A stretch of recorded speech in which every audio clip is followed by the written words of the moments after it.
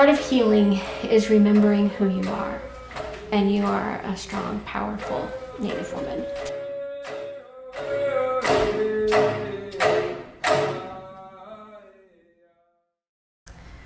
I lost my mom in October 1999, so 22 years ago my mom went missing, and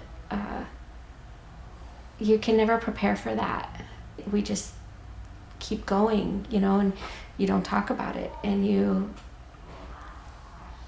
try to put one foot in front of the other.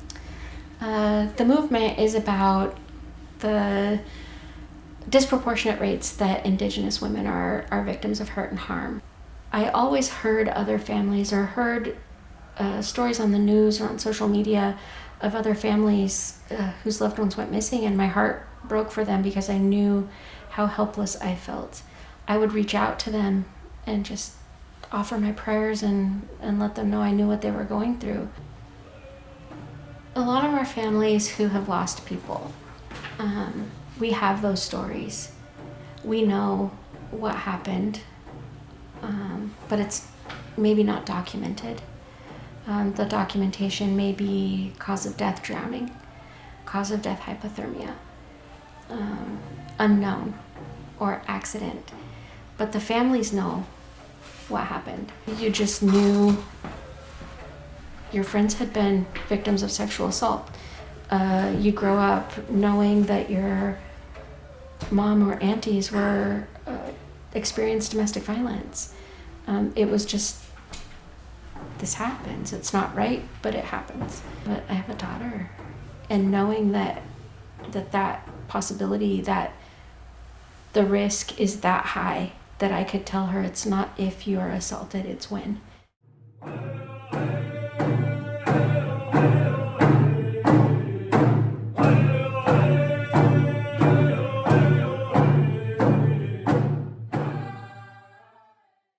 On the task force for the state of Washington for MMIWP, we are writing into law policies and procedures that need to be adhered to in regards to reporting missing and murdered Indigenous men, women, and children.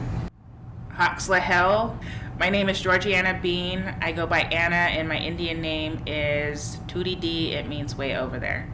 When it hits to the courtroom, the families are actually almost silenced at times, and they are oftentimes the people that have the first-hand knowledge of the final contact or anything to do with the relative, and they play a really vital role, but it's whether they understand that themselves. The lines are really blurry, and it's really a maze of who has the right to prosecute or charge for crimes that happen on reservations. If you've been a perpetrator of domestic violence or violence in a tribal community, people learn that there's not a lot of consequence for that.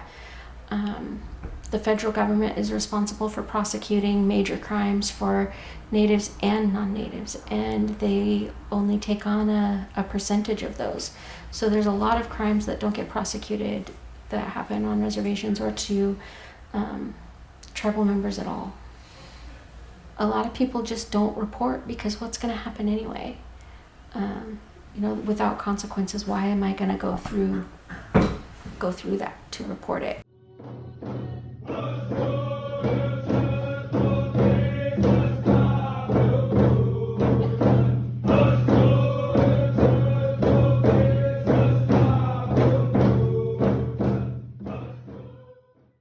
Children were taken away from their families and their homes and moved into these boarding schools, and all communication was cut off. And things that we had grown up as a way of life were then changed, and because of the punishment received or threat, most people at certain generations completely stopped. Unless they were doing it secretly or privately, those generations from that trauma weren't teaching it to their children because of the effect it had on them.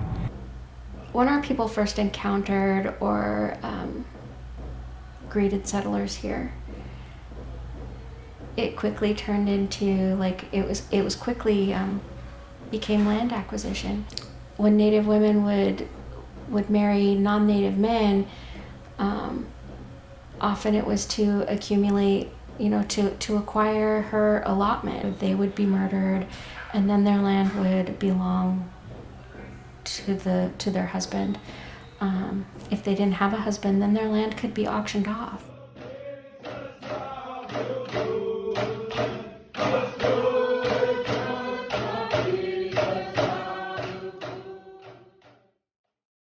Awareness becomes the biggest part of MMIWP. The biggest is educating yourself on what it really means, reaching out to organizations that have more information, donating money to folks for the work that gets done, but making sure that it's a credible organization that you're giving your money to. Families put out rewards, and that money just doesn't come out of thin air. It's out of sight, out of mind for most folks.